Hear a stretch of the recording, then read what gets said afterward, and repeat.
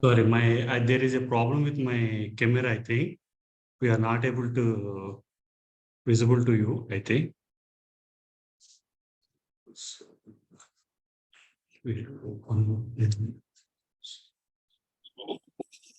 So yeah, are you, madam? Are you hearing me? Yes, sir. Yes, sir. There is a problem with from my end regarding this system configuration. Okay, Camera sir. is okay. I'll go without this thing. Okay. But presentation is it possible? Presentation. Yeah, presentation will share you, madam. We'll share the screen, ma'am. Okay. Share me. Okay.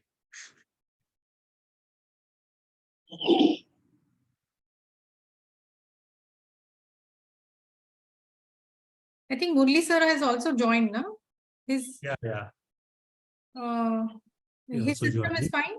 If you can join from there. He also facing the same issue actually. Okay. No problem, sir. That is fine. Just start the session. No problem. Yeah, thank you. Thank you everyone for attending this section. And here it actually, as everyone knows that complying with income tax laws and regulations that are constantly changing is a challenge. With international taxation, there comes into picture many complexities. As you all know that NRIs do not stay in India on permanent basis. It makes very difficult for them to keep tracking of all these tax laws. So, and in India, actually, there is digitalization now. Our Indian government is using all sorts of mechanisms to track individual information. Whatever transactions we are doing, they are tracking. Now they are providing these through these SFT transactions, special financial transactions, and now they are making faceless assessment. And even though if you put some sale of property or purchase of property, everything is registered in the system. And with this information, they are integrating the tax framework and providing integrating. They are integrating the tax framework and they are making the assessments. Even though if you are not able to give if you miss few transactions, they are automatically taking into their assessment. With this, there is no chance for an NRI or an individual, any person, to avoid the tax in India, especially. And NRIs are accordingly required to plan their stay to maintain non-resident status to avoid taxation of global income. Also, NRIs should plan their investments as transfer details would be readily available for ever. As you all know that these NRIs, whether how many days they are staying in India, and everything we should do. Department is keeping track of everything.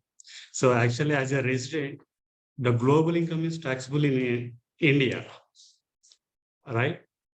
For an NRA, only source from Indian source only is taxable. To avoid global income taxation in India, we need to check these residential. You need to maintain that residential status properly. Okay. Sorry to 1 minute, if I interrupt, the PPT is not there on the It is screen. not. Oh, PPT is not there. 1 minute. I'll try to share. Share. This one, right? This one. Even the voice is breaking up and then the language is also a bit unclear. Now is it clear? Yeah, PPT is visible now. Okay. Okay, actually, what I'm going to say that due to digitalization, all transactions are tracking by our IT department relating to all income tax these things. So now they are going to, all of a sudden they are going to issue some notices, and people are without the knowledge of tax regimes, and they are liable for unnecessary tax demands and notices. So we need to plan before entering into a transaction. We need to plan to avoid such instances. So, for example, I can say that if an NRI is selling a land, sale of land, he can claim lower deduction certificate from the income tax department. Like that, few are there, so we can take that advantage. We can use that advantage and apply to the IT department, saying some exemptions or something we can claim. And I'm handing over to my colleague, Akshita.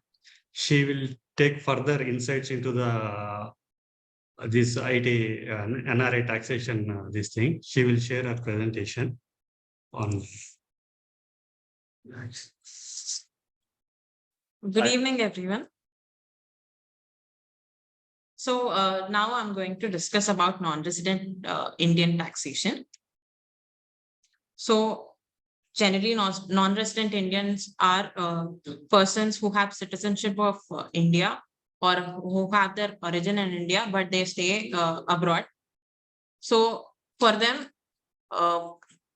actually, their income would come into the purview of Indian taxation on the basis of two principles, that is residency, and other one is source of income.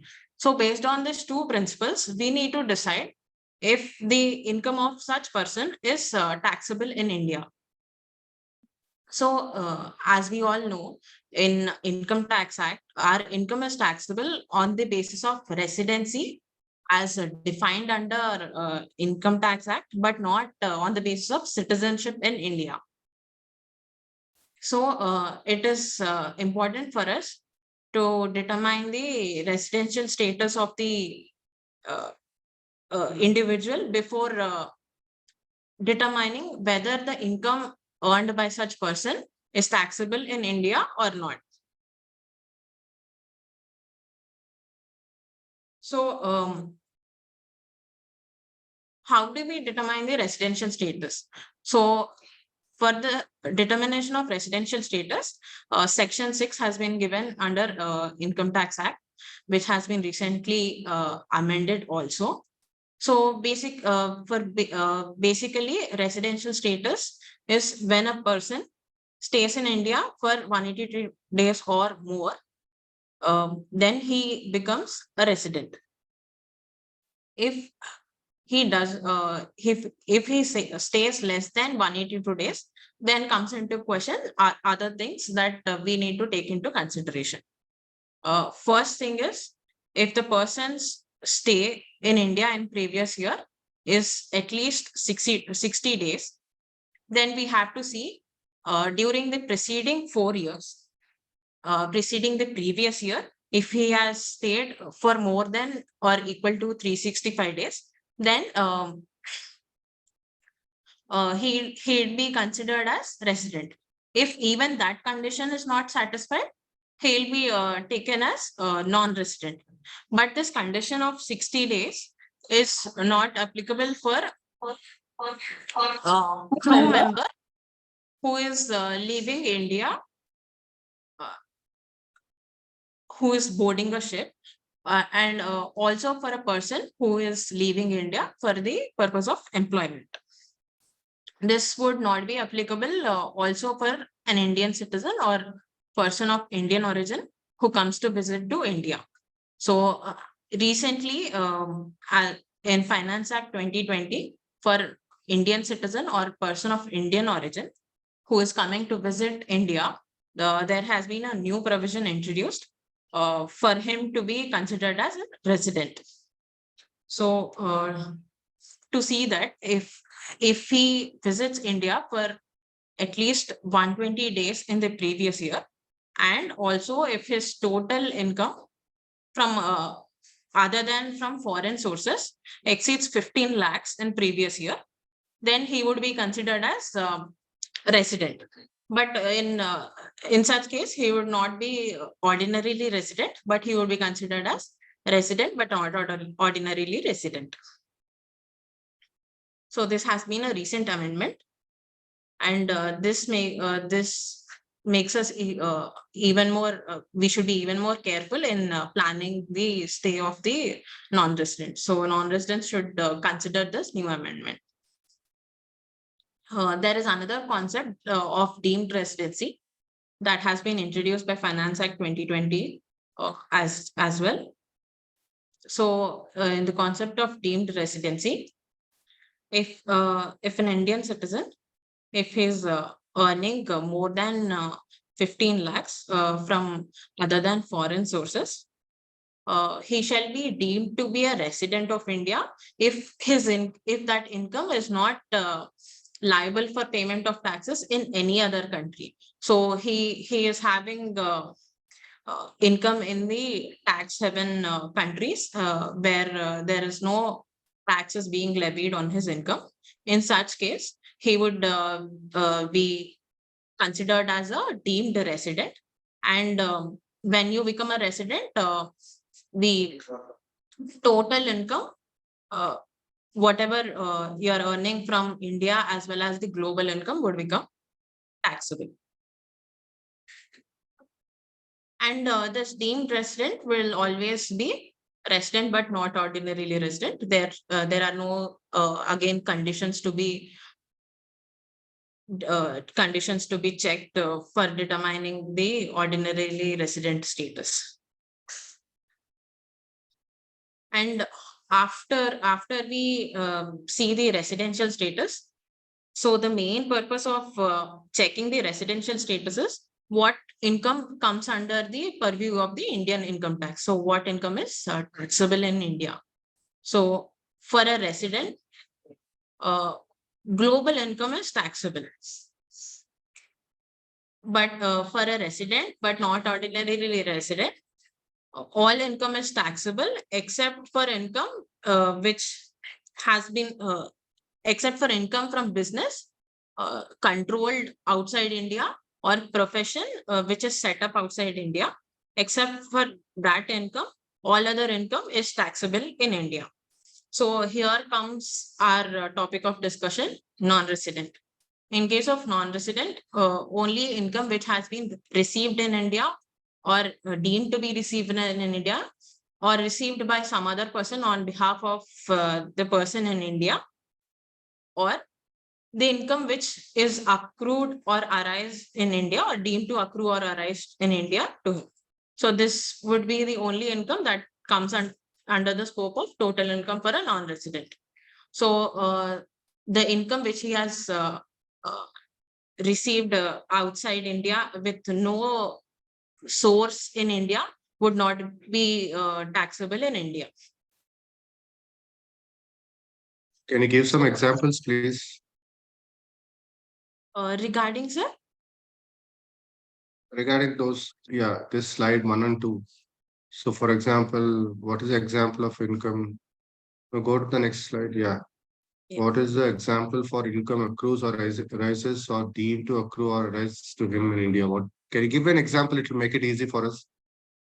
Okay. For example, if the non-resident has a property in India, so the source would be, and he gives it on rental basis. So the source would be in India. So it would be crude or arising in India. And also we'll see some other examples where it is automatically deemed to the income which is earned by the person will be deemed to accrue or arise in India without checking any other conditions. That we'll again see in this section 9. So for income accruing or arising in India, so if the source is in India, for example, as I said, the property is in India, which is being given on a rental basis, that income is arising in India. So that would be taxable for a non-resident. So next we'll see the income which is deemed to accrue or arise in India.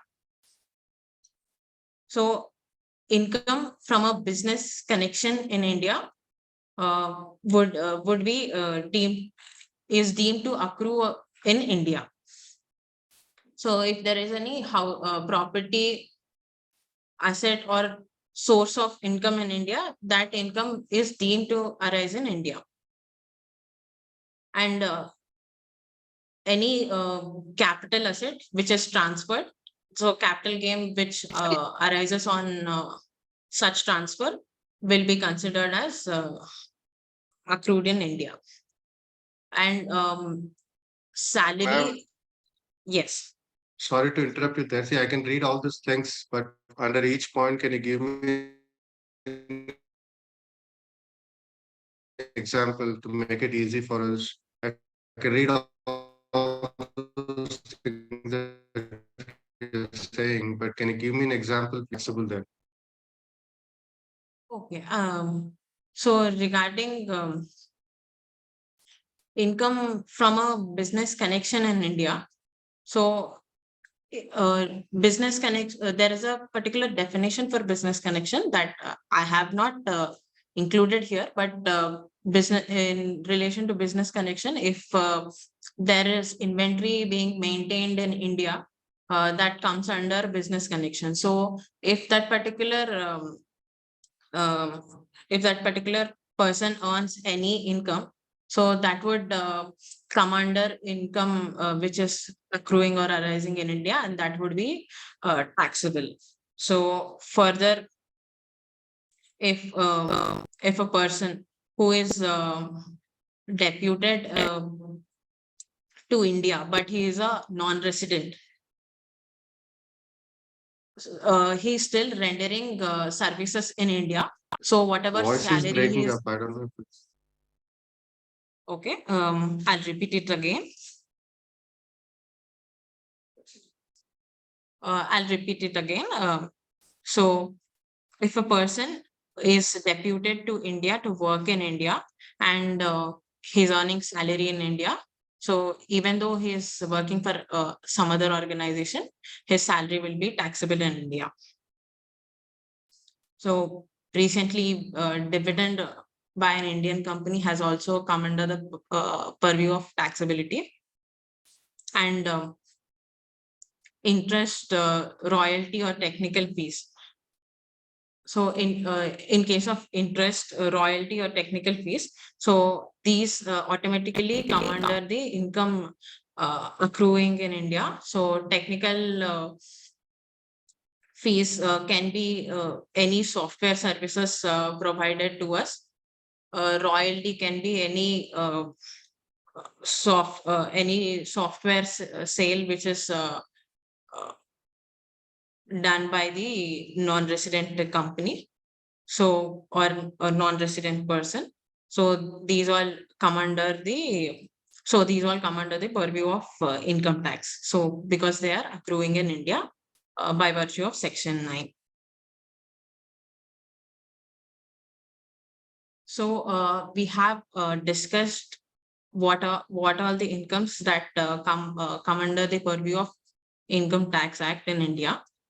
So there may be a situation where the income may be taxable both in the resident country as well as in the source country. For example, if in the case of technical services, if a person is providing technical services to a person resident in India, technical services automatically becomes taxable in India by virtue of Section 9. 1 minute. So, system is essential. Like I said, Shit, I didn't mail their consumers. where systems is essential. So what I suggest, let all the queries, whoever has got it, they can just post in the chat box. And when the session is over, she will keep on answering all the queries. That would be effective, I think. Yes, sir. The Q&A will be after the address only. Listen, whoever has got any queries, please post it in the chat box here below. Yeah, please continue.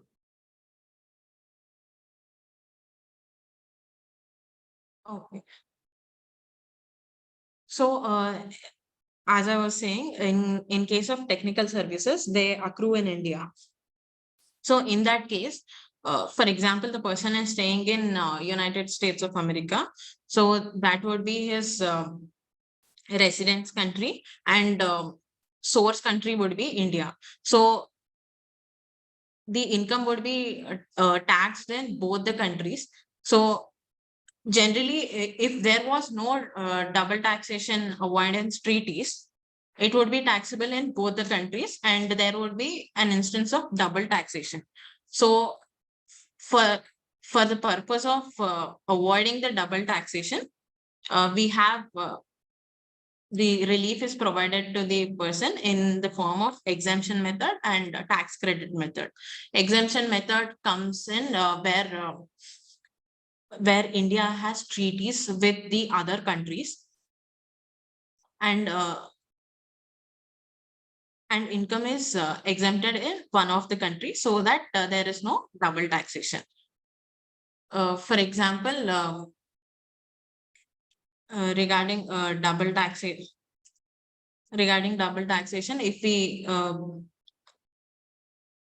there are certain incomes like technical services which are exempt by double taxation avoidance agreements if there is no permanent establishment. There is another method which is mostly Can you explain this example? Didn't follow on the double taxation. on the, for example, technical services.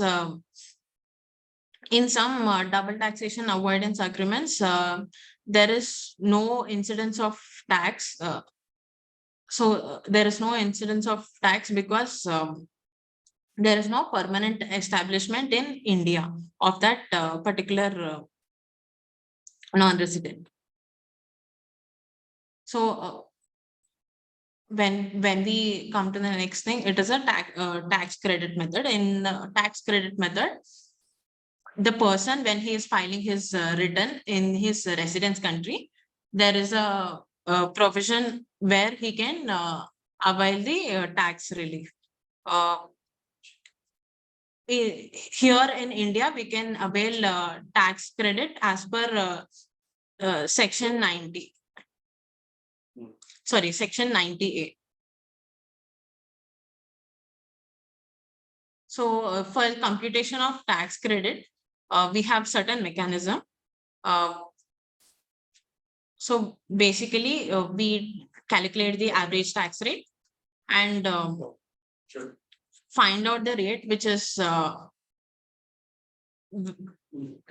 find out the rate as per DTAA. Sorry, find out the rate where at which the income is taxed in the foreign country. So least of the above two rates will be taken. And then tax credit will be calculated. That will be deducted from the total income of the SSC.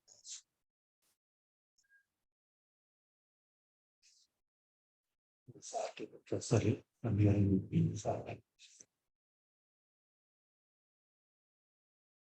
Next, we'll discuss about capital gains taxation for NRI. So regarding capital gains for NRI, they have an option given by the income tax to follow the regular provision, which is available to the individuals who are residents as well. But for them, there have been given some special provisions where long-term capital gain is taxable at the rate of 20%. Interest income is taxable at the rate of 10% on such foreign assets. So this is specifically for specified foreign assets. So assets which have been acquired through foreign exchange. So you can see the list of the foreign exchange assets. So shares of an Indian company, debentures, deposits, and there may be other securities that assets that may be notified by the central government in the future also. So in the special tax provisions, the assessee would get a benefit because there would be a exemption which is provided by the government in this special tax provisions. So and also there is no indexation benefit when the income is taxed under this special rates, and there is also no chapter 6A deductions to be taken from when the income is taxed at this special rate. So this becomes a little more simpler for the assessee because it is being the tax is being calculated at a flat rate with no indexation benefit. And also there is an exemption which is being provided under section 115F. So whatever the capital gain which is reinvested into the foreign exchange assets, that can be claimed as an exemption. But there is a condition for this exemption as well, where there is a lock-in period of 3 years. So it is the option of the NRI to take up the special rates or the regular rates. So in case if the non-resident comes to India, he can still continue with the special rates till the foreign exchange assets have been sold. So for this purpose, he should submit a declaration to the assessing officer. So there are some benefits being given to non-residents who want to invest in International Financial Service Center. So whatever the securities which have been listed on the International Financial Service Center. So on these investments, there have been some benefits. One of the benefit is interest on long-term bonds and rupee denominated bonds, which are listed on IFSC. That is not taxable. Sorry. That is taxable at a lower rate of 4% if it is issued before 1st July 2023. And if it is issued after 1st July 2023, it will be taxable at the rate of 9%.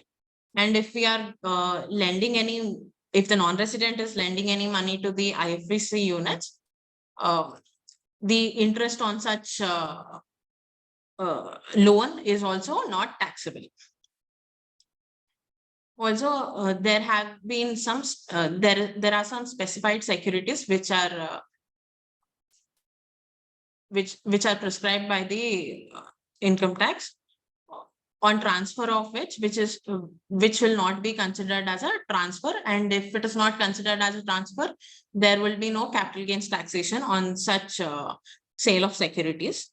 So the these securities must be listed on the IFSC exchange.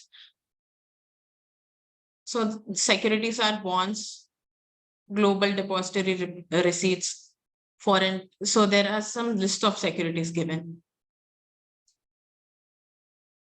And also there are other instruments with there are other instruments with offshore banking units of IFSC.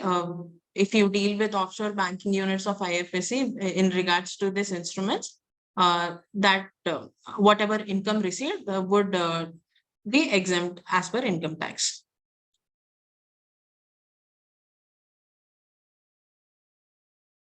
So these benefits which have been provided for investments in IFSC are beneficial for the non-residents. So it is also to encourage the investments in IFSC, and it is also a win situation for the non-resident as well for the investments. So other points that come into focus are interest earned in NRO account is taxable in case of non-resident. And new tax regime that has been implemented, where the basic exemption limit is 3 lakhs. That can be opted by NRI as well. But in this case, there would be no rebate to NRI, but in this case, NRI can be benefited with the higher basic exemption limit of 3 lakhs. And dividend from Indian company is taxable to NRI at the rate of 20%, and there are no expenses can be claimed as deduction from this income. And in regards to Chapter 6A deductions, ATC, ATDD,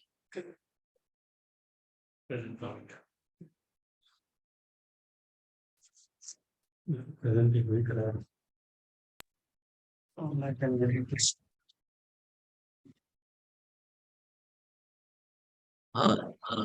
Yeah. Hi.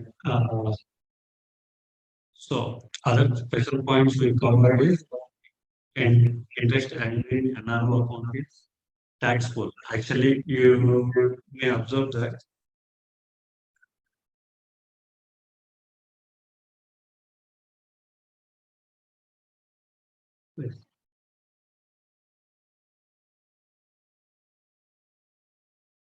yeah, actually, for example, you may observe that in your NRO account, whatever interest you have earned, they'll deduct TDS at the rate of, they'll collect the TDS at the rate of 30% from your account and they'll remit it. And coming to new tax regime, also can be opted by NRA. So if you opt for new tax regime, here actually in India we have two tax regimes. One is old one and the other one is new one. In under new tax regime, from this year onward, they have made basic exemption till. So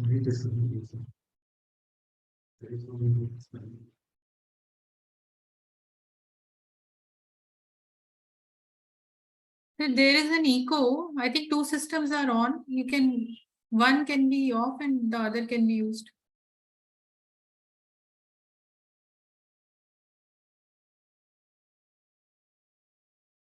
Mr. Vedya sir, both the systems I think got muted. Yeah. Now my voice is audible. Yes, sir. Now it is audible. Yes, yes. Yeah. So actually, we have two tax regimes actually. One is old one and other one is new tax regime.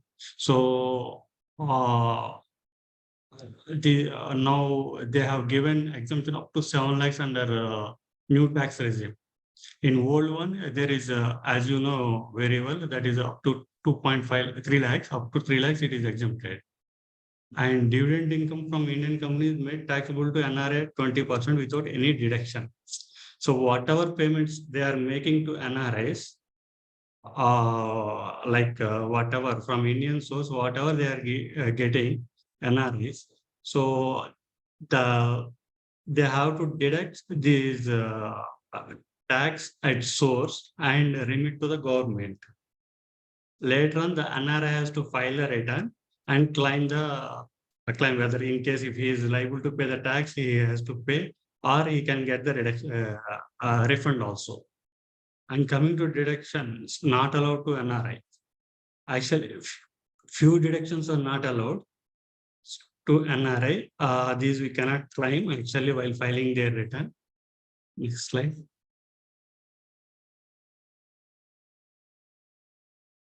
How to do that? Can you show me? Okay. Yeah, coming to income tax return filing, all individuals who are liable to tax in India required to file their IT returns in India, whether he is an NRI or foreign citizen or Indian, whoever. But the thing, if he is liable to tax in India, means he has to file their income tax return compulsory. in case if you did not file the return, you are not taxable, but there is you don't have any taxable income in India, but still there is a deduction of tax from your account. If you want that refund, you need to file income tax. You need to file your IT return and then claim that TDS.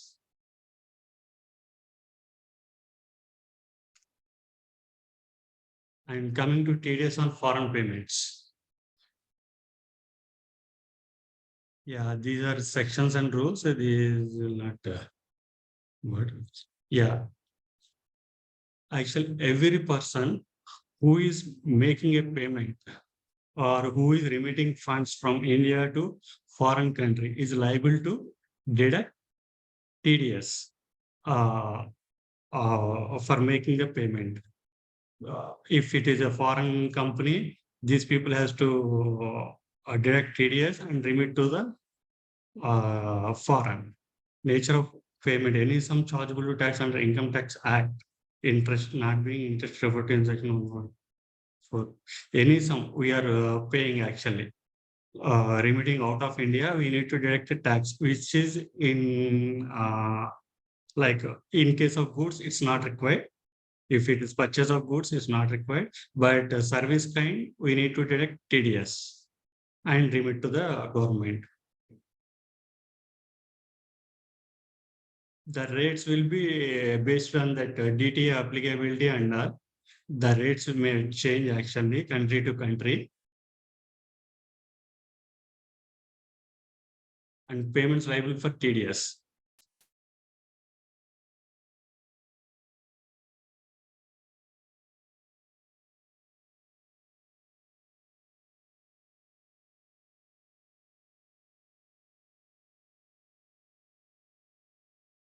Yeah, actually payments liable for TDS. Like any payment made by a resident to a non-resident, we need to deduct TDS, remit the TDS, even though in case of foreign company or a resident individual, in case of business course, we need to deduct TDS. And a new amendment came actually for these remittances that is applicable from 1st October. That is TCS. TCS is where did you put that slide? That slide we didn't cover. Okay. Actually, new amendment, that slide is not covered here regarding that. It is effective. Actually, they are going to implement from 1st July. Now they have postponed to from 1st September. I'm not sure. 1st October. They have postponed to 1st October. So whatever foreign payments we are making or we are spending through credit card also, they need to deduct 20% as even including under LRS scheme also. The government is now going to deduct TDS, collect its TCS at the rate of 20% and rate of tax.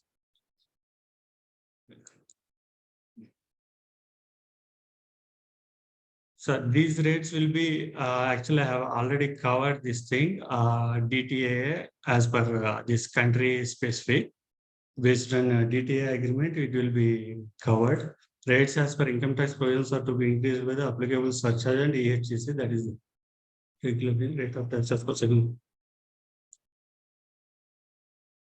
Yeah, actually, these technical services previously it was 10%. Now they have made it to 20%. Fees for technical services and royalty. The tax has been increased from 1/4/2023 onwards. This last budget, they have made this amendment.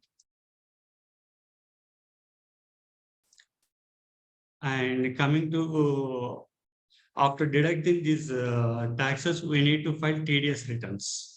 And failure to furnish PAN TDS shall be deducted at a higher rate. In case people are not furnishing PAN, then the rates will be different for them actually. At a specified rate, at the based on the provisions of the Act, we are deducting. Generally, it will be 20%.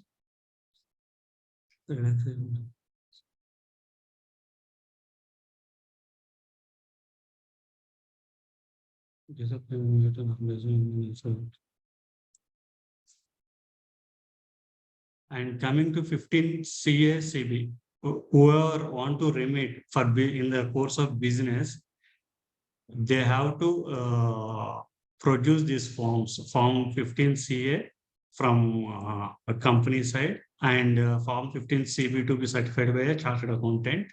That should be submitted to the bank, submitted while remitting the funds. So these actually there are for in few cases only Form 15 CA will be applicable, and in few cases both Form 15 CB also to be attached for with Form 15 CA. These have a lot of these things. This will be answered. Whatever questions we have on this, we'll answer in the question and answer section.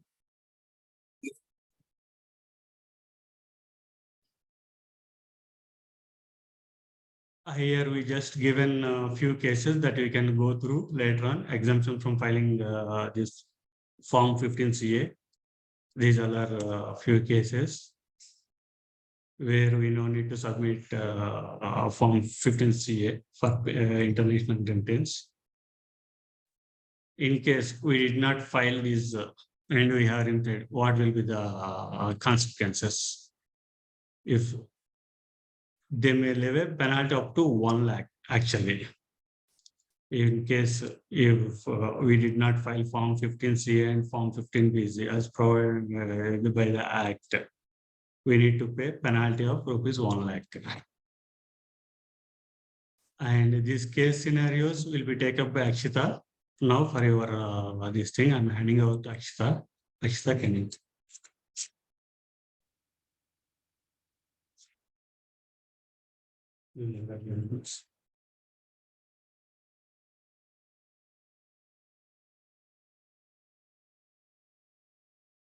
I'd be discussing regarding a case scenario where there has been a lot of confusion regarding the software subscription as well as software purchase, whether it would be taxable in India, whether we need to deduct the TDS or not. There has been a lot of rulings given by the courts, High Court, Supreme Court, as well as the income tax tribunals. So there has been a Supreme Court ruling which can be taken as a proper supporting for us to not deduct TDS in certain cases where the conditions have been fulfilled. So regarding those conditions, so regarding the software taxation, it triggers the taxation in by virtue of Section 9. Section 9 is the income which is accruing or arising in India. So there we have seen that royalty is is part of Section 9, where it is chargeable to tax in India. So for determining a payment, whether it is to be whether it is liable for TDS or not, we have to see whether it is chargeable to tax as per Indian Income Tax Act, whether if it is seen as an income, if it is chargeable to tax. So if we see the software subscription amount as if it is taken as a royalty amount, it comes under the definition of royalty given as per Section 9. So in that case, it was taken as taxable, and TDS was supposed to be deducted. But while checking the taxability of payments being made to the non-residents, we should also look into the double tax avoidance agreements with the country to which we are making the payment. So in that case, if we see the treaties, one of the condition for it to be said as royalty is transfer of the copyright. But in cases where we purchase the off-shelf softwares or ready-made package softwares which are being given with no customization to us, or which are being given to the end user with end user licenses, we do not, there is no transfer of copyright to us. We are getting the licenses on with some terms and conditions.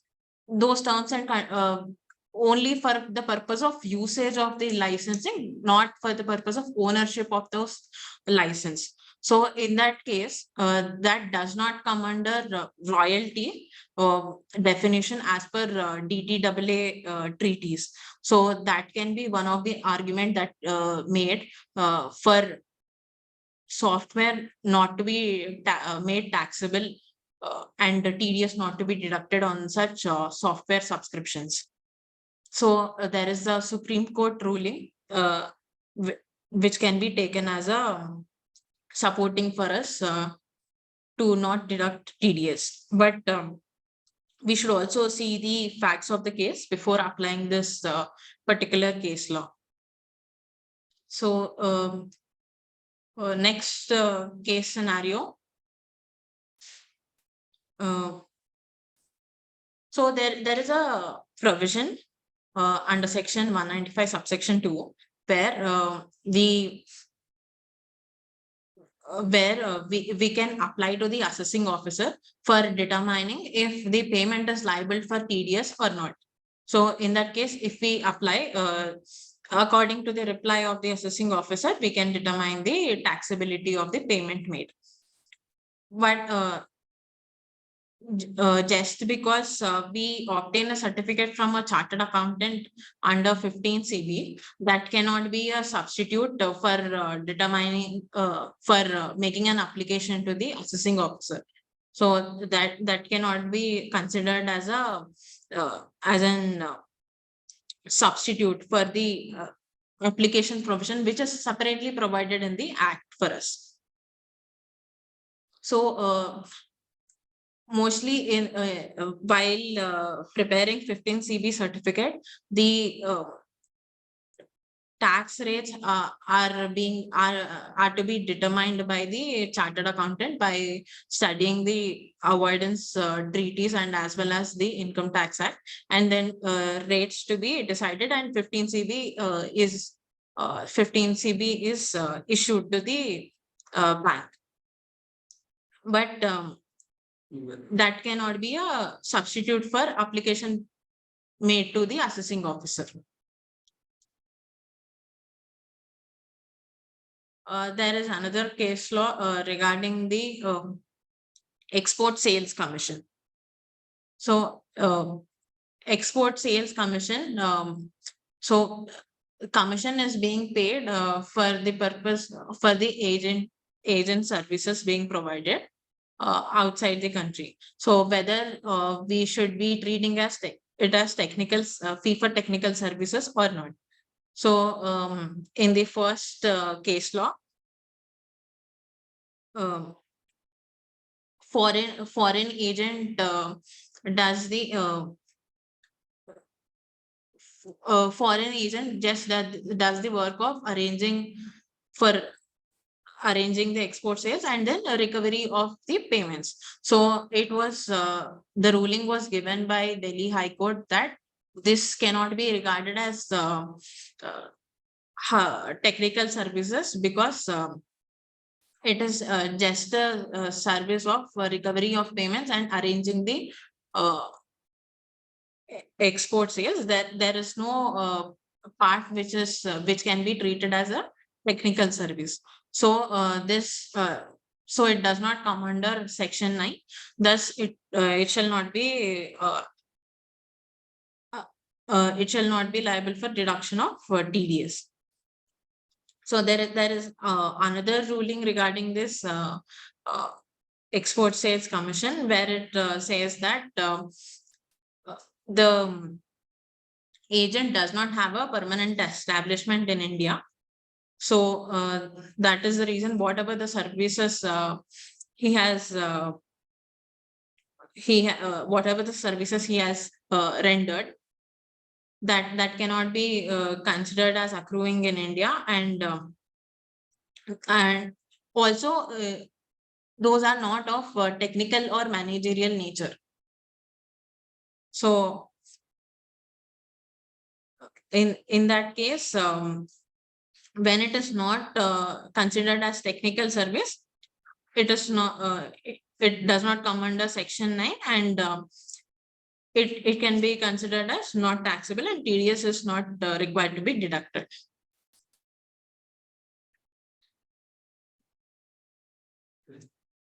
Okay, so we have seen the TDS on foreign payments. So we can take up few questions right now.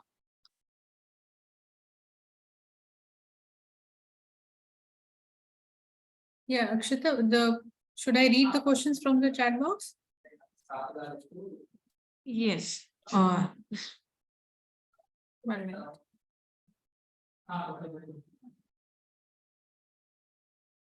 So the first question, when can an NRI income be taxed at the time of purchase of a property purchased with funds earned outside the country or not after it generates income?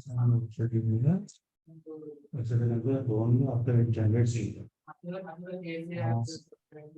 Can you elaborate this? Actually, the question is. Akshita, can you remove the PPT, please? So you can stop sharing. Okay, okay. So, can I request Mr. Rajashri Venkat to kindly elaborate your question, please? Yes, hi, good evening, everyone. Thank you for this lovely presentation that we've just had. My question is, before that, just a brief thing about me. I am a lawyer practicing in the Calcutta High Court and a member of IACC, very recent member. My question is, at what point in time is an NRI taxed for property that he holds in India? Is it only after it generates income, or at the time of purchase, does he have to pay, any kind of tax?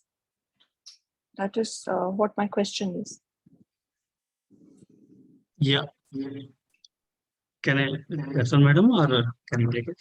Yes, yes. Yeah, madam. Thing is,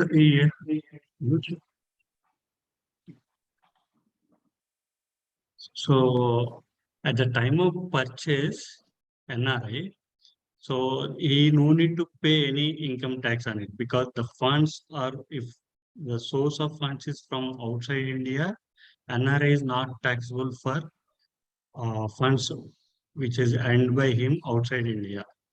Okay, so there is no need to file any IT return also for him, because he is not taxable on foreign income. Only is taxable in domestic. Whatever he generates income in India only is liable to tax. And coming to whether any funds and outside the country, purchase with funds and outside the country. So in this case, he is no need to pay any tax in India.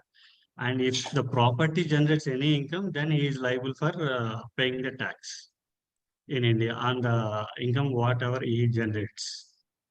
Right, sir. Is it clear, madam? Yes, sir. Just one more thing. But he would be subject to payment of TDS when he is purchasing the property. So deduct the TDS as a buyer of property. Is it clear, Rajeshri garu? Yes, sir. Am I audible, sir? Hello? Shika, can you? Yeah, Sure. Vidya sir, is the voice is audible to you? Your voice is very low. 1 minute. I'll just increase my volume, sir. Sorry. Yeah. It's my side only problem. Yeah, now I'm sorry. We can hear both of you. Yeah, madam, please, if you can kindly repeat. Yes. So my question is that as an NRI, when an NRI purchases property in India, he has to deduct that 1% TDS at the time of purchase. correct. Right, sir. I'm clear. Thank you so much. Yes. Thank you. Yeah. Yeah, so I request Structural Solution Private Limited. There is an issue, question, where is technical fee received from an Indian private company listed? Can you elaborate your question, please?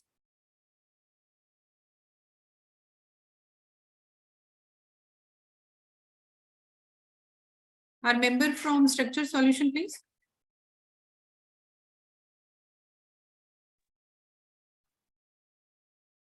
Can you hear me now? Yes, sir. The slide what we have presented that shows the technical fees received from the government company. It did not, or any other company, but you did not listed anything about the private company.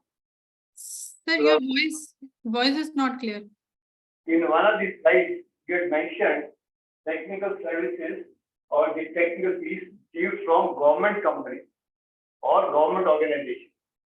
You have not specified anywhere technical fees amount received from private company. So I was wondering, where it is classified. Is private company classified separately, distinct from the government company? No, nothing like that. So even private companies has to deduct TDS for technical services, technical fees. Okay. Okay. Even royalty also, if you pay from Indian company, you need to deduct TDS.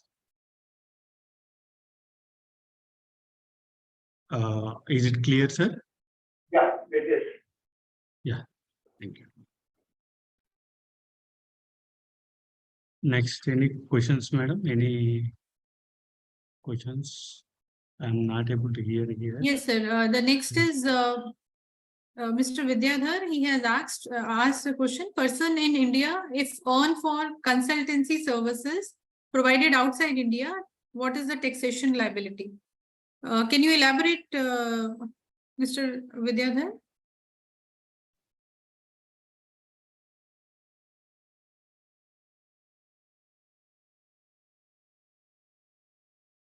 Sir, can you elaborate your question?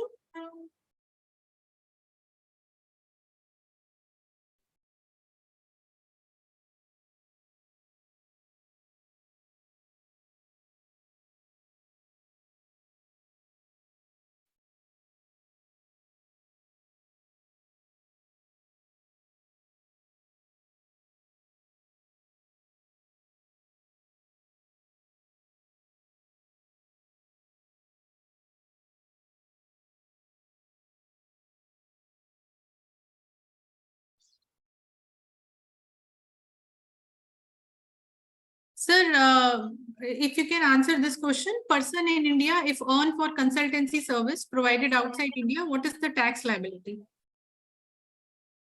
Person is in India. He has income from outside India. Yeah, if he earned for consultancy service provided outside India. Okay, he is a resident of India, right? There is no non-resident concept here. He is a resident of India. He is taxable on global income. Wherever he earns from income, he is taxable here. Okay, sir. Thank you. Next question is by Mr. Nishant Mehta. How to know DTAA between both countries? Mr. Mehta, if you like to elaborate your question. Yeah, here he mentioned that we can exempt the tax from available DTDA certificate. So how to know between both countries DTDA is available or not? These agreements are posted in our income tax website, actually. You can go through that income tax website, and by country wise, you can select the DTA agreement. They have posted in the income tax website. Okay, so by available this certificate, we can take any service or from that country. No. So there is no tax or any No, condition. actually, this is double taxation avoidance agreement. DTA means double taxation avoidance agreements. It is an agreement entered by the Indian government with foreign country, foreign government. So they will come to an understanding saying that in these cases, you need to deduct this much tax Like generally, we need to deduct 30%. In some cases, if DTA is there, majority of the cases have about a 10% tax rate. So because of DTI agreement, the tax reduction will be reduced. And under few payments, actually, there is no tax sector, no need to deduct based on DTA. Okay. You got it, sir? Am I clear, sir? Or any doubt you have? Okay. No, thank you. Thank you. Thank you, Yes. sir. So next question is by Mr. Raghav Agarwal. Capital gain tax on sale of shares in hands of non-resident at the rate of 10% is available under which section?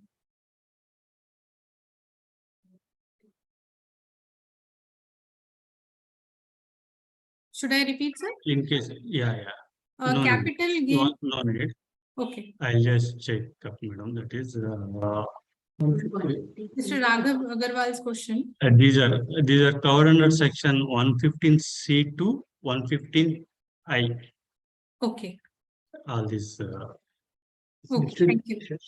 If it is listed shares, it is taxable at the rate of 10%. But this is while deducting, they will deduct for NRIs, they will deduct around 20% or something. 15 to 18% they are deducting actually. TDS, they need to file the IT return and claim the refund. Okay. In that way. Yes. Okay, thank you. Mr. Agarwal, I hope you have received your reply. Not so clear. Why? Because in section 112, which is for long-term 115. Yeah, 115 is there, but I'm talking about 112 also, which talks about long-term. 11A and 112 and 112A. So I remember reading that in case of non-resident, if indexation benefit is not taken up, 10% should be the rate that should be applicable on sale of unlisted shares or any capital asset. But in the presentation, it was mentioned that in case of sale of any Indian company shares, the capital gain tax rate should be 20%. So hence the confusion whether it should be 10% or 20%. Okay. For special consideration, they have mentioned, I think, in the presentation, right? 1 minute. Akshita will answer that. Yeah.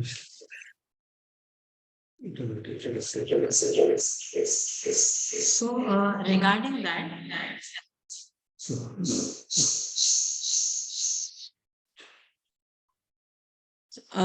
regarding your question,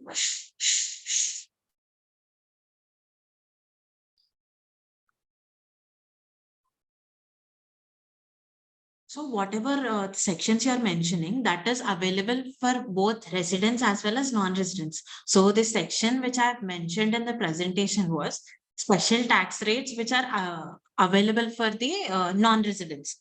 So this tax rate which I have mentioned as long-term capital gain at the rate of, I guess, sorry, at the rate of 20%. So that is a special tax rate with no indexation benefit, which is an optional scheme for non-residents. So in that optional scheme, they also get a benefit of exemption, which is when they invest the capital gains into another foreign exchange asset, exemption will be provided to the assessee. So these are all special tax provision where there is an option given to the non-resident to avail it. So there is an option to avail the regular provisions that you are mentioning, as well as the special tax provisions also. Is it clear? Yeah, clear. Thank you, Akshita. Thanks. The next question is need detailed example in case of double taxation reliefs if the NRI earns income in both countries. This is by Mr. Lokesh Reddy. Mr.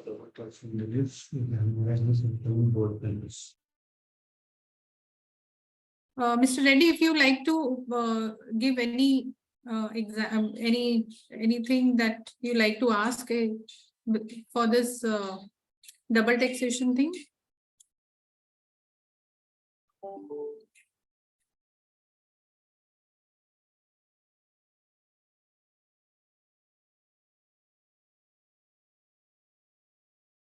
Akshita, can we give an example on this double taxation relief thing, or it's already covered?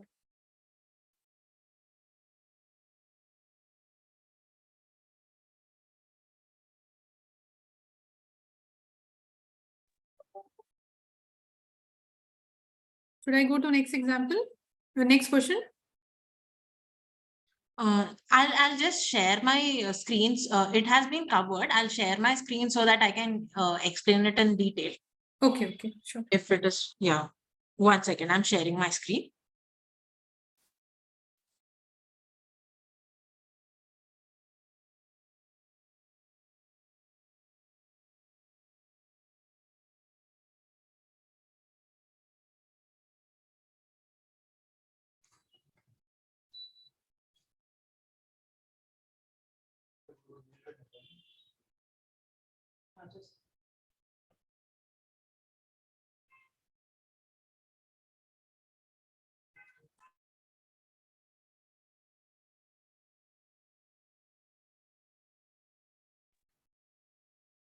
So on the net tax, we have to take the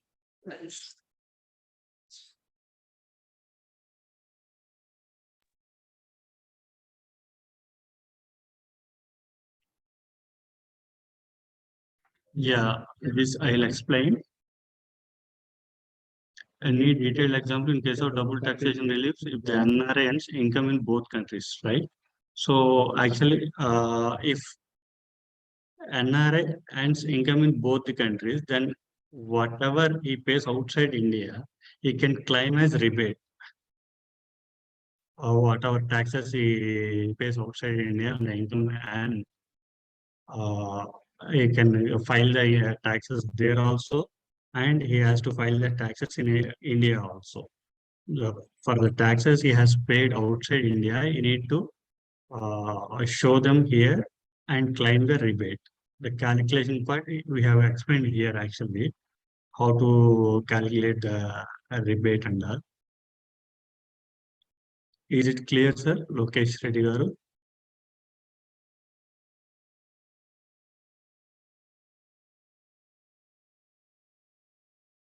Hello? Fine, sir. I think you have explained it, and we'll be sharing the PPT also with all the participants. So we Yes. can go to the next question, not a problem. Yeah.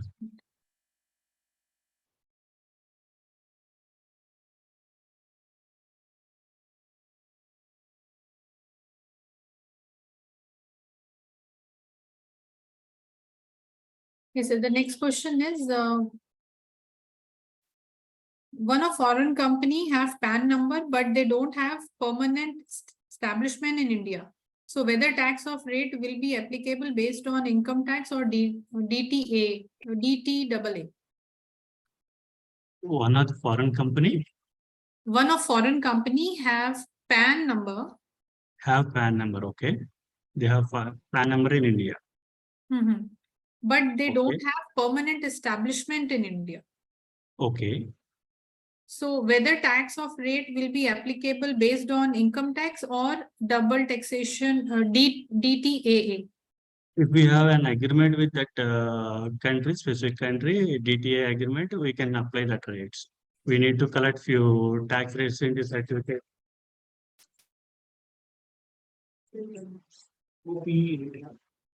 No permanent establishment in India. Yeah. No need to collect TDS.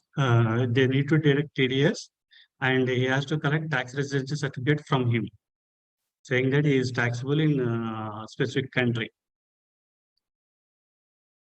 Okay, sir. Okay, madam. Yeah. Thank you, sir. Mm, Next is Did you understand, madam? Or I need to explain elaborately.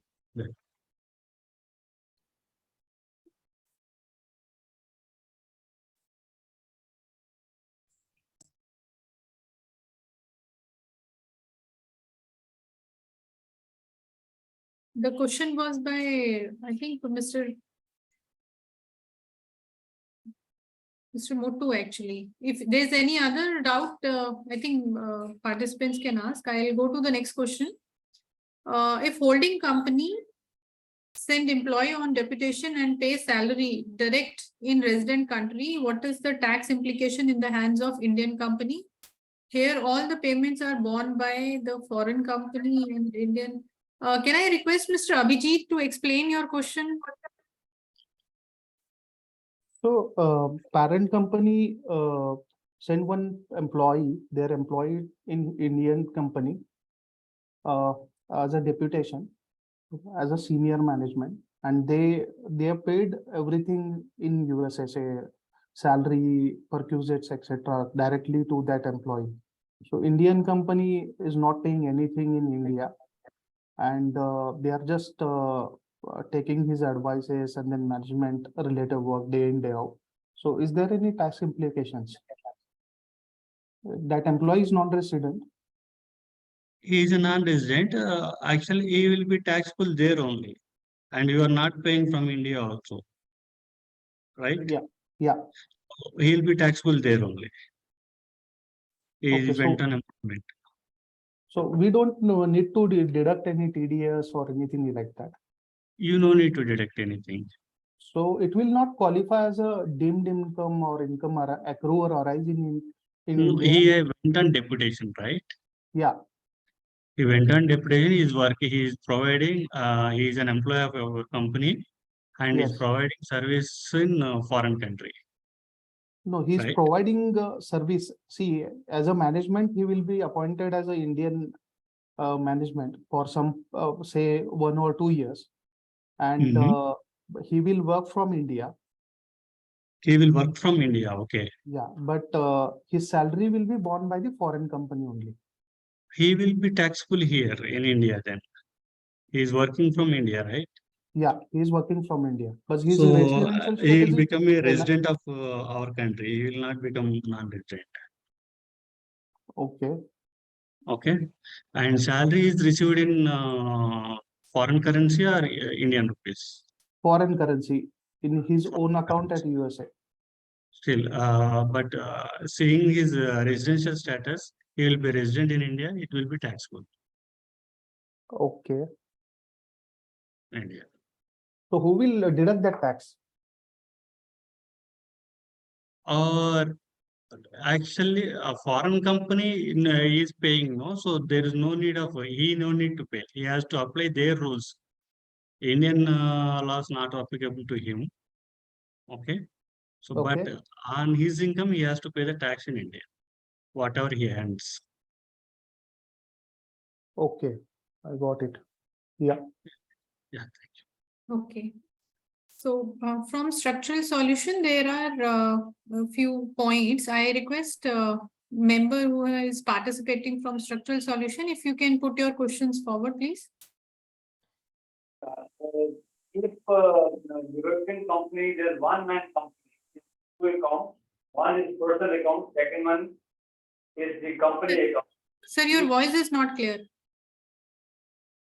There is a company in Europe which is providing service to us in India. He has two accounts, one a personal account and second the company account. Company is one man company, but he does not have any TRC. Neither he has any TAN number. And if he raises invoice on us, he expects us to pay the full payment without deduction of TDS. How does this work? In that case, we need to gross up, sir, payment. We need to gross up. You don't have any PAN also, Indian PAN, so DTA provisions will not be applicable. So 30% plus whatever surcharge and education cess is applicable. We need to put that also gross up and we will remit the balance up. I didn't understand. Can you please elaborate that again? I did not understand that. We need to gross up that payment actually. Suppose in case you are going to pay him 100 rupees. So that what you will say, you will need to make, actually is not asking, you are not able to deduct any amount from him, right? So in that cases, what generally we'll do, we'll gross up the payment. That is like including taxes, how much it is coming. Net funds will remit 100 rupees. So 30 rupees will remit to the government. 30 plus whatever education and surcharge is applicable on that. These amounts will remit to the government as TDS. And that tax rate works out as per the DTA. For applicability of DTA, you should hold, you should give his tax residency certificate and Indian PAN number, and there is a declaration saying that he don't have any PE in India. These compliances he should be given. It is 30%. Sorry, sir. If he doesn't have these documents, then the tax rate applicable is 30%. Yes, sir. Thank you. Yeah, thanks.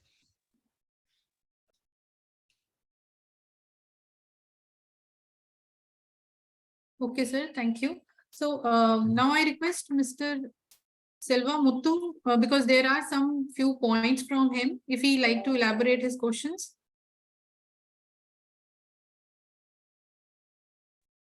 Thank you, ma'am. Thank you for giving the opportunity and wonderful presentation.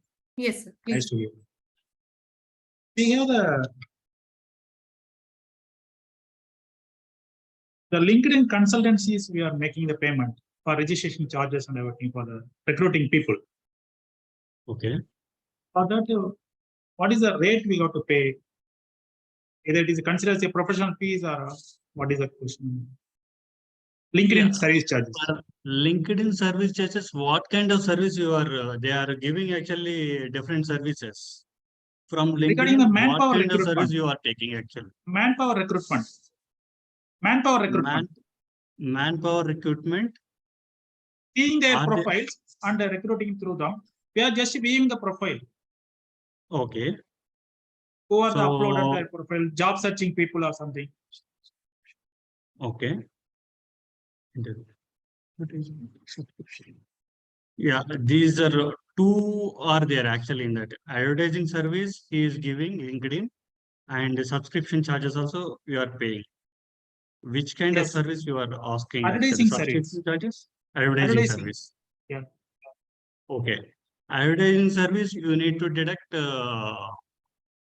they are giving these details actually, like DTA and you need to deduct regular DTA applicable provisions only as per Okay. Thank you. technical services, kind of Other thing we professional have service. Other thing, we do not able to find the DTA rate for the France. Can you have the agreement with the DTA? With Singapore we have, right? They are Yes, sir. located in Singapore. They are located in Singapore, right? LinkedIn LinkedIn people. is okay. That is I clarified. Other point. Okay. Next question is a DTA between India and France. India and France. Yeah. Because we have Oh, one if you- manpower agency service with the France. So Okay. that he is rendering service, invoice, raising invoice to us. Okay. So can we deduct tax as per I-194 or DTA? We cannot able to find the DTA. If we don't have DTA with that country, means we need to deduct as per 195. Either we have country DTA with France or not. I don't know. That's all. I'll check and send you, sir. Give your details. Okay. I'll just go through that and I'll check and send to you the details. Thank you, sir. Thanks, sir. Okay, sir. Thank you. Thank you, sir. So I have one question from Mr. Raja Shekhar R. So I request if you like to ask your question.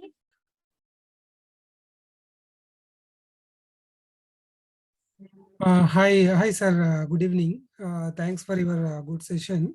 So my question is, so we are providing, we are taking a services from various software subscriptions like Google Ads or LinkedIn marketing, LinkedIn recruitment also. So we are not, sometimes what will happen is sometimes we are making a payment directly to the company. Sometimes it will be like automated payments, which is debiting from our credit cards, corporate credit cards. In that case, what is the TDS applicability, and if there any like TDS cap limit will be applicable for those payments and all? That is my question. Sir, sorry, sir. Can you come again once? Sorry, one by one. see, the question is, so there is some software subscriptions which we Okay. have availed from the various software companies, which is Mhm. outside India. So Okay. those payments which we are not directly making from our account, since we don't have any, we are not doing any 15 CRCB, there is a small Okay. payments. Like for example, if take a case of some 10,000 INR conversion value. Okay. So those cases, is there TDS applicability will be there. So do we need to deduct TDS for that? Because those payments are directly debiting from our credit card, corporate credit cards. Actually, there is a case law saying that there is no need to deduct TDS on this. Okay. As there is a Supreme Court case law actually on this. Yeah. On subscription amount, we no need to pay TDS. No need to pay TDS. No need to pay TDS. Even for I think other one of our friend, I think one of our in the member was asking LinkedIn, no, the same case. LinkedIn is different actually. Okay. So we do LinkedIn have both actually. There are some cases which is small subscriptions will be for like Google Ads and other some software subscription. And we do have LinkedIn. LinkedIn, what we are doing is for LinkedIn recruitment and all, there is a yearly module that we are deducting a TDS. But sometimes our marketing people will use this LinkedIn subscription for marketing activities. So those are like small payments, like I told you, like 5,000 or 6,000. So those cases we are not deducting TDS. How we can manage that? As is that TDS is applicable for those also? That's what my question. Yeah, whatever you're actually these people are using company account or how you are you reimbursing the No, amount company whatever account they only. are paying? Company account. Company Company is account having only. a LinkedIn account. From that account only they're using that. But they Using are it, they are using our making corporate credit card to make a payment. corporate credit card. Yeah. So in case that you need to deduct TDS. Later on, you need to at least remit that tax on that, and you can claim from the company saying we have remitted TDS. Okay. So amount you need to refund us back that amount. From the company or what? Yeah, from the LinkedIn. LinkedIn. So, but how this is different from this case law and this LinkedIn is not applicable for this? Yeah, here like Adobe subscription is there. Yeah. Adobe software subscription is different from service. They are providing only service, Correct. right? So, So that way it is different. In case of these software subscriptions only, we have a judgment. if I'm not wrong, if any software subscription like which is not kind of service, those cases will be exempt from TDS. That's right. Correct. Correct. So if Correct. any service which is if it is a subscription model, also it is treating as a service, that should be TDS should be applicable. Correct. Okay. Thanks. Yes. One more question. Actually, this grossing up, I think one of our other member is asking this grossing up of TDS, right? So we don't have any PAN number for the outside India company. So we have to deduct 30% TDS, correct? Correct. If we don't have any DTAA and if tax residency certificate is not available with them. Yeah. So in 30% those plus, cases, any chances if customer is not the vendor is not refunding the money, like they're not agreeing to make TDS payment, we have to gross up that expense, correct? correct. So is there any way either the vendor can claim the refund or we can claim the refund of the TDS? No chances. For this, I don't think so far I did not come across this kind of situation. I'll check it out. Though. Anyway, Because we do have some payments as like per this. knowledge, it is no Yeah, chance it's a to cost to claim. the company. Yes. So sometimes we have to take a service from the vendor. We don't have any option. So in that case, if the vendor also can claim their TDS from their resident Can it country also or claim? something like as per DTAA. No, actually, the thing is that here the tax provision they have made for government should not lose their revenue Correct. based on these foreign transactions. Okay. So for that purpose, they have made this. Okay. Only thing if he apply all these things, then the tax liability on us will be reduced. Actually, we need to request our vendors to apply, apply for a plan Okay. in India and provide that tax receipt certificates. These two, if they did, then our liability will be reduced. Only that way we can help. If the country is, if we don't have a DTAA with that country, even in Okay. that case also, if the vendor will provide the tax residency certificate and PAN, can we deduct the same percentage as per DTAA or 30%? No, regular provisions will be applicable in that Regular case. provisions. Now, actually, Yes. now it is 30%, right? Earlier it was 20%. Yeah. Okay. Okay. Thank you, sir. Thank you. Thank you. Sir, now we have last, I think. Sorry, sir. Sorry for disrupting.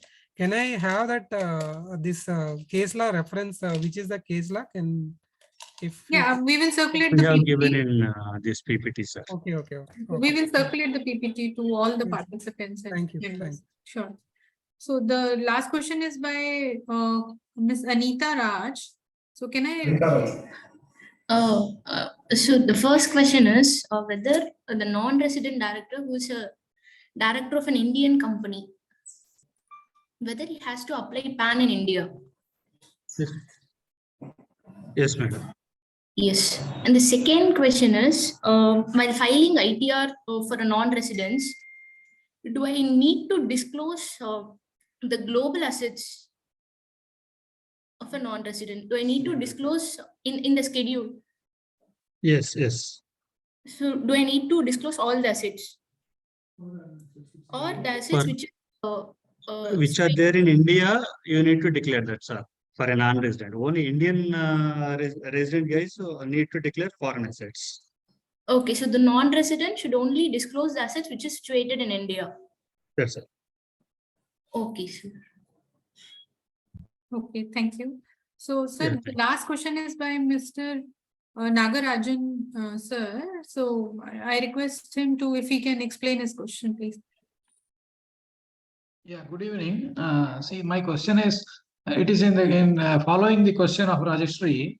An NRI is here, and he or she has got a property in India, and there is an income accrued out of it, for which the tenant has to, withhold the TDS and remit. And the landlord does not have a PAN number here, on whose account the TDS will be remitted to the government. Yeah, in case of no PAN, he has to deduct 30% and remit. It will go to government as revenue. And there will be no reference of the landlord's name anywhere. Yeah, he has to apply a PAN here. Okay, no. The NRI does not intend to have a PAN here. We are having a property.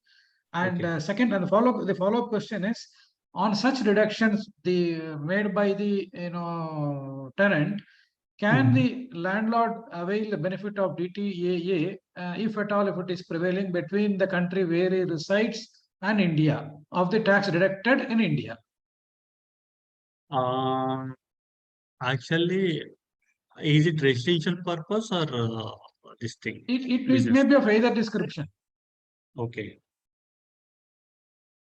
Can you come with your question again? Sorry. Okay, again, I'll just try to explain it. A non-resident is there, and he or she has got a property in India. Okay.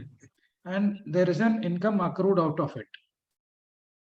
Mm-hmm. Now the tenant has to withhold the TDS at higher rate of 30%, as you said, because the landlord does not have a PAN in India. Okay. Now, is the tenant can claim, if the tenant can claim the DTA advantage by submitting the returns in the country where he or she stays, because he does not have a PAN in India, and the tax deducted on the income accrued in India? Or is it both are different?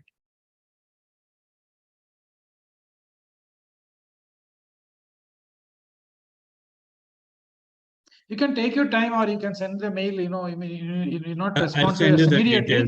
Please take your time and do your research. sir, Sure. because there are certain implications. Immediately, we don't need the answers upfront because everybody Sure, will I'll not know just everything go upfront. This thought came to my mind, sir. So kindly go through it, and you can get back to us at a later point Yeah, of time. sure, definitely. Thank you. Just Thank put a mail to us, sir. I'll just check that in detail and I'll give you. you. Yeah. step by Please. step Yeah. advice. Thank you. Okay. Thank I you. will Yeah, share thank the email ID and contact details of Mr. Vedya, sir, Yeah. with all the members and participants. So you can send your doubts and Yeah. we can check and Because, reply. yeah. Thank you. Thank you, Shika. Thank you. So the last by one question is by Mr. Naresh Kumar. Is that, I think that question is already replied, or you like to ask, Mr. Naresh? Mr. Naresh is there? And one question is by Mr. Advesh Yadav. Mr. Yadav, would you like to ask your question or? Yeah, currently we are planning to attend a trade fair in the USA, and we have paid to the direct US company. Do we need to deduct TDS? You paid in foreign currency or from foreign source, Yeah, or paid from India? for foreign currency, in paying in foreign currency. That is amount you have earned outside India and you are paying from outside India only, right? Right. Then no need to deduct TDS. There's no need to deduct TDS, right? Yes, Okay. yes. Okay. Yeah, Thank you. I think I have tried and covered all the questions which were there in the chat box. But I request if any of the members or guests would like to ask question, they can unmute themselves and ask question if anything is there.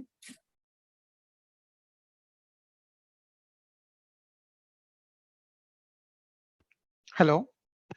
Yes, please. Yeah, myself Vidya Shekhar. I raised a query regarding this seminar participation fee we paid Yes. through credit card. Okay. That is a physical seminar at Germany. Whether transaction is liable for TDS or not. If it is liable, at what stage we can remit the TDS? Actually, as of now, using credit card for outside payments, not taxable. Now the government is taking action, saying all credit card payments needs to be deducted at a flat 20%. Means? Like if you are paying these kind of subscription fees in foreign currency, whatever payment you are using under NRI scheme. So on that, government is now going to deduct 20%. That proposal they have made this year actually. Suppose you are making a payment of 100 rupees, government will deduct 20 rupees as TCS. That is a future plan might be at a current Yes. stage whether it is liable for Current TDS or state not. not required. As it is your individual this thing under This is LRS not scheme. individual. This is we are paying through company corporate credit card for our employees. Corporate credit card. In that case, if it is business purpose and you are using corporate credit card, means you need to deduct the TDS. And you need to remit the same.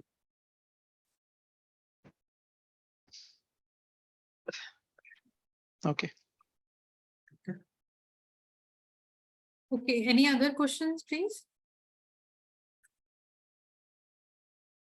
Excuse me, sir. I'm following the Vidya Shekhar question. So the payment, as and when the payment is made, that time only you have to deduct the TDS, or what is a valid time period for that?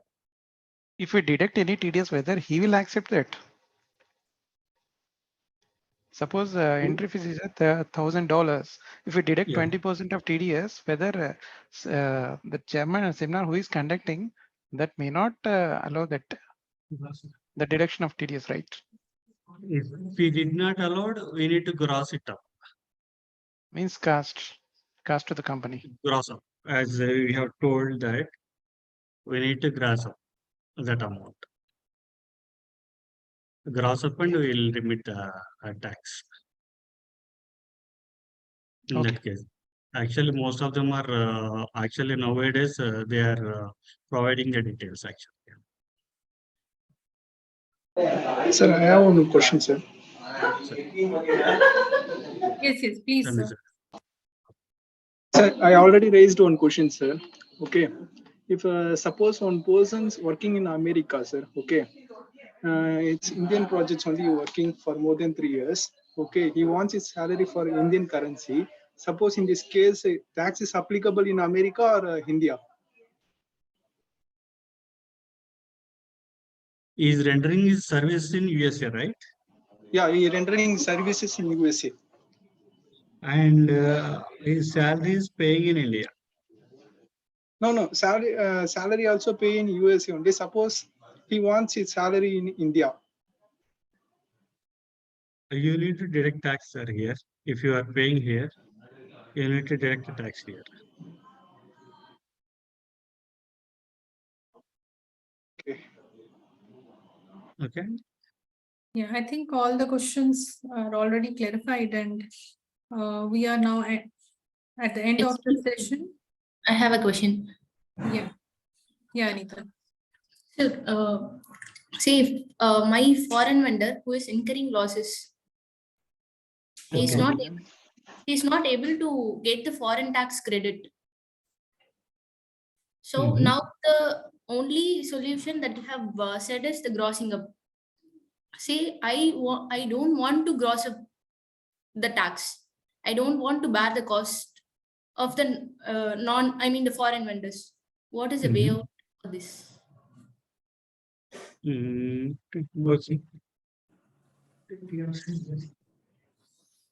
can ask him to provide the TRC along with and ask him to apply a PAN here in India. No, even if TRC, say even under the DTAA provision, if there is a tax rate, say if he is when the services he can file his return and he can claim the refund, that amount. He can file his Return and he can claim this amount as refund in case he is putting loss, he's earning losses. Why do he wanted to file his return here in India? If his tax liability, say if he doesn't has that much of tax liability here, why he has to Actually, TDS, whatever we are remitting, the only way we have is we need to file a IT return and we can claim the tax amount back, whatever remitted to the government, that we can claim here. Here in our provisions, they have given only way that you need to submit your IT return and claim the tax refund. He's asking us to cross up. In case if he did not file, he will not get any amount. Okay, fine, sir. Okay, sir. In case if you want detail this thing, you just send me a mail, madam. I'll just send you the draft. Sure, sir. Thank you. Thank you. Thank you, sir. One question. I think Mr. Mahendra is there. He's asking one question. Yeah, Please. can you hear me? Yeah, please. Yes. Yeah. So can a person be a resident filer, like he can file the resident tax both in US and India? Can he be a resident tax for both and in that case, the tax will be charged for both the incomes in both the countries? Yeah, in that case, he will get relief actually. Under tax, he will get a rebate. Oh, okay.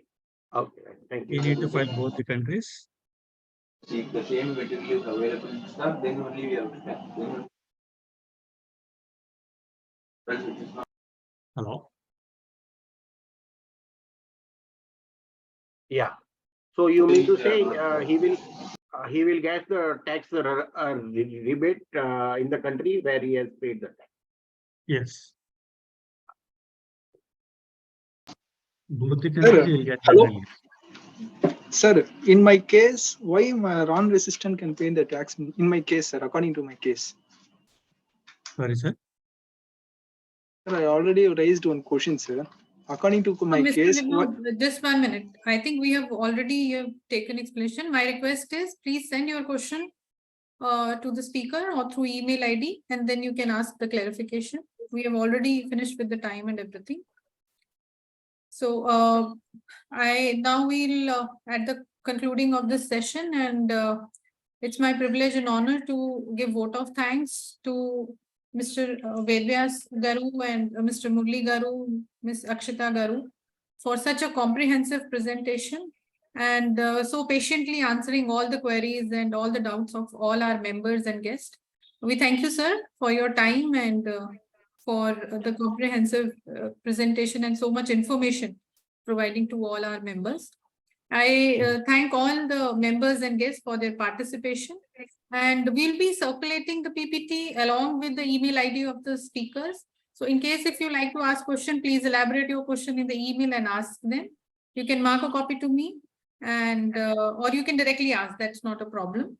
So I thank you everyone for their presence and participation. Thank you one and all. Thank you so much. Yeah, thank you. Thank you, Shikha. Thank you. Thank you.